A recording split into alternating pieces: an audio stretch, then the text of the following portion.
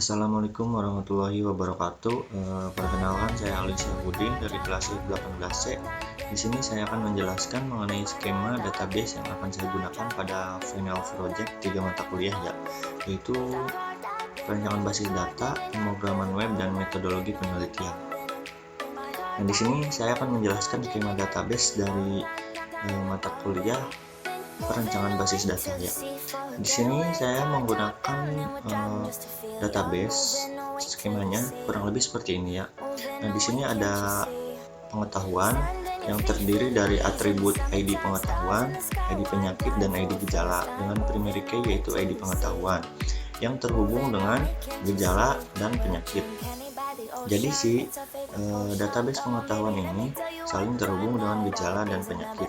Nah, pada database gejala itu memiliki atribut dengan primary key ID gejala, terus ada nama gejala dan densitas.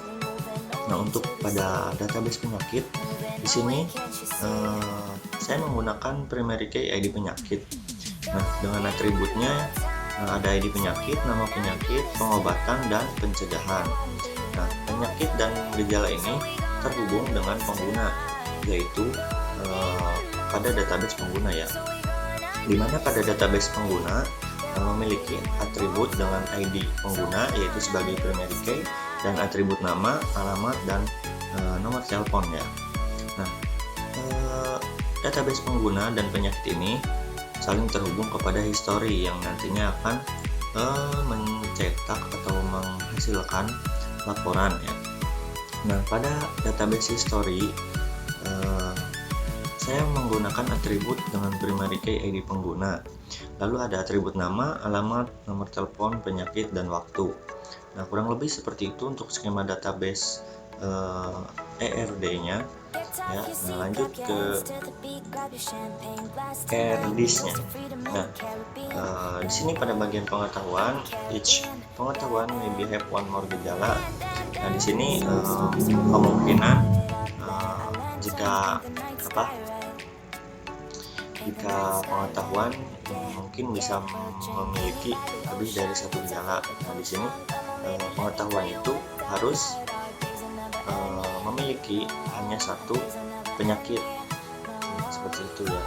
Untuk terhubung pada gejala, nah untuk gejala ini gejala maybe have one more or more pengguna.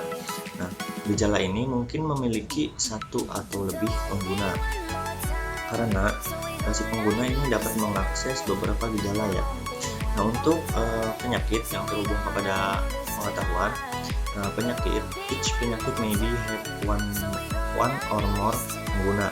Itu sama aja ya seperti yang pada gejala, yang intinya ada di database pengguna, each pengguna maybe have one or more gejala. Each pengguna must have only one penyakit. Nah, jadi pengguna ini bisa memilih beberapa gejala dan nanti akan muncul hanya satu penyakit yang paling akurat.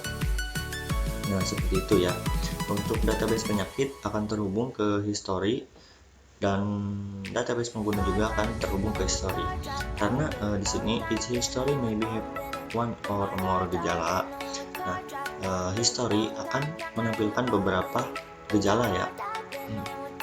Nah, tetapi di sini history akan menampilkan satu pengguna login jika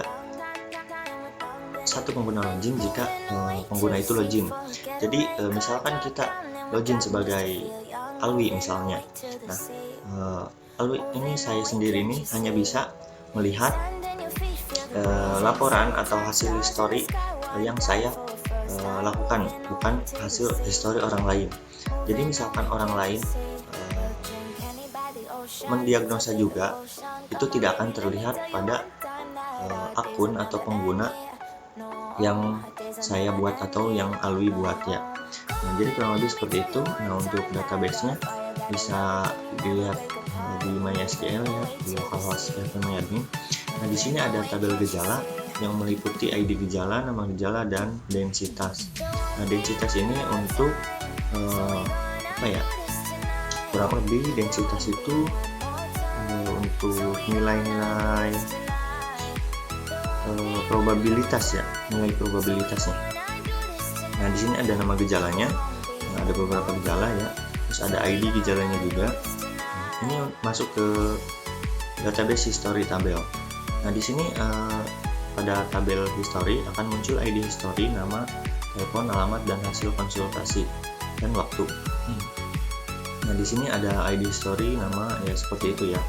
Nah, untuk tabel login di sini meliputi username, password, nama, alamat, nomor telepon, email, dan sebagainya ya. Nah, untuk yang bawah ini adalah untuk user. Nah, sedangkan yang atas ini hanya untuk admin karena di sininya kosong ya.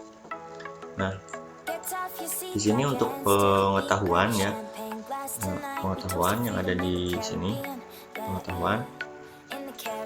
Di sini meliputi ID pengetahuan, ID penyakit, dan ID gejala yang mana nantinya akan diakumulasikan kepada perhitungan algoritma dan server ya. Nah, di sini ada penyakit. Di sini ada 5 penyakit yang saya temukan pada jurnal atau proposal yang saya teliti. Nah, seperti itu di sini karena saya menggunakan proposal sistem pakar diagnosa penyakit tanaman cabai ya. Nah, di sini ada 5 gejala. Pada tabel penyakit meliputi ID penyakit, nama penyakit, pengobatan, dan pencegahan itu tertera semua. Dan nantinya ini akan muncul pada bagian hasil ya. Nah, seperti itu. Oke, kurang lebih segitu aja penjelasan skema database program aplikasi dari saya. Kurang lebihnya mohon maaf karena saya juga masih dalam tahap belajar. Kurang lebihnya mohon maaf. Wabillahi taufiq wal hidayah. Wassalamualaikum warahmatullahi wabarakatuh.